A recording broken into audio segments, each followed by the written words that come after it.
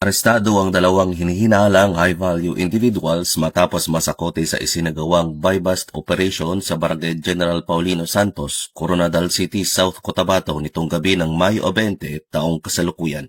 Isinagawa ang operasyon ng mga tauhan ng Coronadal City Police Station City Drug Enforcement Unit, katuwang ang South Cotabato Police Provincial Drug Enforcement Unit, South Cotabato Police Intelligence Unit, 1st South Cotabato Provincial Mobile Force Company, at sa koordinasyon mula sa PDEA 12. Nasamsam sa operasyon ang tinatayang 150 grams ng hinihinalang shabu na aabot ng mahigit kumulang 1.2 million pesos. Isinagawa ang inventaryo ng mga ebidensya sa harap ng mga sospek at kinakailangang mga witness alinsunod sa itinakdang proseso sa anti-illegal drugs operations. Nahaharap ang dalawang sospek sa kasong paglabag sa Section 5 at 11, Article 2 ng Republic Act 9165 o ang Comprehensive Dangerous Drugs Act of 2002. Samantala, patuloy namang pinaigting ng South Cotabato Police Provincial Office ang kampanya kontra iligal na droga bilang bahagi ng pagpapanatili ng kapayapaan at kaayusan sa lalawigan.